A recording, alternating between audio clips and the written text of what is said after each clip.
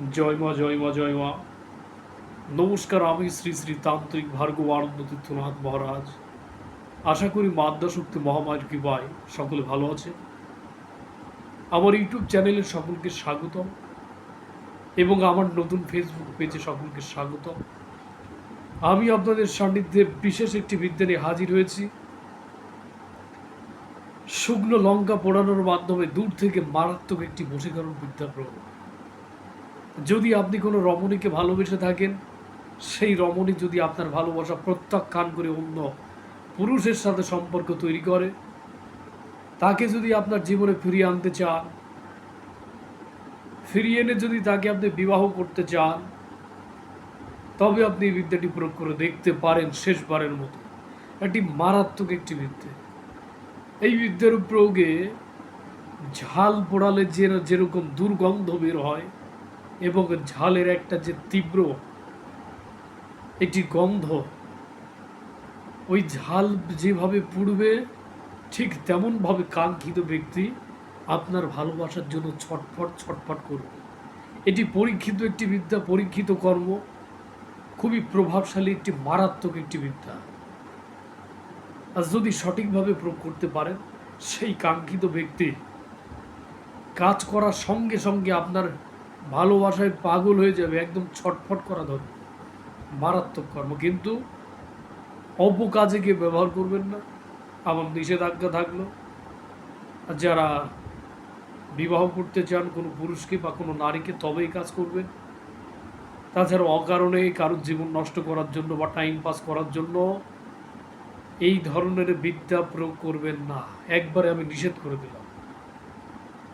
বিদ্যা প্রসঙ্গে চলে যাই। এই বিদ্যা আপনি প্রয়োগ করবেন কিভাবে? সর্বপ্রথম আপনাকে শনি বা মঙ্গলবার এই মন্ত্রটি মুখস্থ করতে হবে। আমি মন্ত্র বলি আগে, তারপর বিধি বলছি, সকলে ফলো করুন।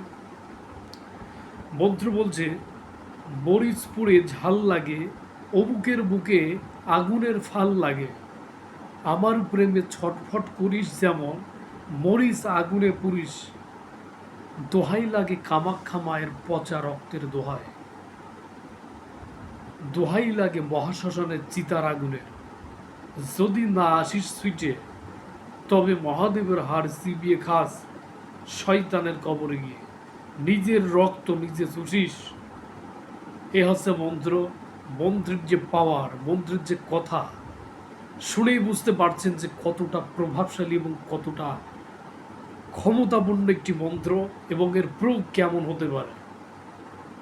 খুবই মারাত্মক একটি বিদ্যা, ভেবে চিন্তে কাজ করবেন। সাধারণ কোনো সমস্যার জন্য বিদ্যা প্রয়োগ করবেন না। যদি জটিলতম কোনো সমস্যায় পড়ে থাকেন বা এই সমস্যার সমাধান করতে পারছেন না, বা কোনো ক্লায়েন্টের কোনো সমস্যা ধরেছেন, বহু প্রকার বিদ্যা কাজ করেছেন, কোনো প্রকার কাজ করতে পারছেন না, কাজ হচ্ছে না, তবেই ওঝাগুণিন তান্ত্রিক কবিরাজ এই বিদ্যার প্রয়োগ করবেন। এই বিদ্যার গুপ্ত কিছু ভেদ রয়েছে, আমি যতদূর সম্ভব আমি বলার চেষ্টা করছি।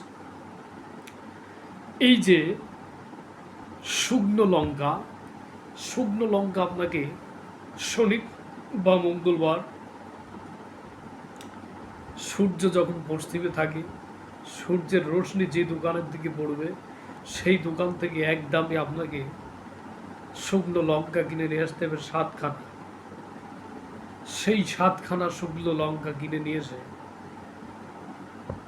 কাঙ্ক্ষিত ব্যক্তির নাম আপনাকে শুকনো লঙ্কার উপর লিখতে হবে। যদি মেয়ে হয় তবে মেয়ের মায়ের নাম আগে লিখবেন, তারপর মেয়ের নাম লিখবেন। যদি ছেলে হয় তবে ছেলের বাপের নাম লিখবেন, তারপর ছেলের নাম লিখবেন। এরপর কি করবেন? ওই লঙ্কাটি শোধন করবেন। লঙ্কাটি শোধন করবেন। শোধন করে আপনি যেখানে কাজ করবেন, সামনে একটি আগুন জ্বালানোর মতো একটি জায়গা তৈরি করবেন, বা একটি মালসাতে আম গাছের খড়ি দিয়ে আগুন জ্বালাবেন। অগ্নি সংস্কার করে আগুন জ্বালাবেন। আগুন জ্বালিয়ে আমি যে মন্ত্রটি আপনাদের দিয়েছি, এই মন্ত্রটি শনি মঙ্গলবার আগে মুখস্থ করলেন। মুখস্থ করে যেখানে নাম দেওয়া আছে ঠিক ওখানে নাম বলবেন, অমুকের কন্যা অমুক বা অমুকের পুত্র অমুক। 7 বার করে মন্ত্র পাঠ করবেন এবং একটি করে হাতে ঝাল নেবেন।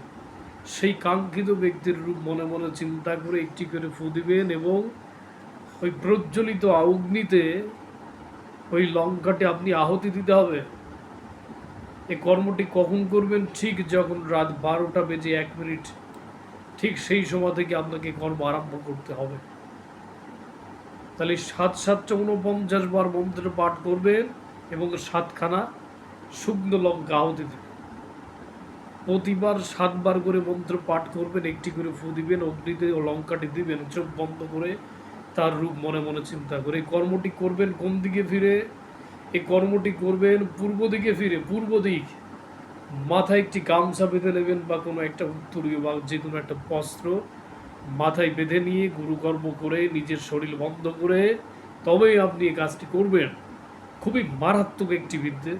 এই কর্ম করার সঙ্গে সঙ্গে সেই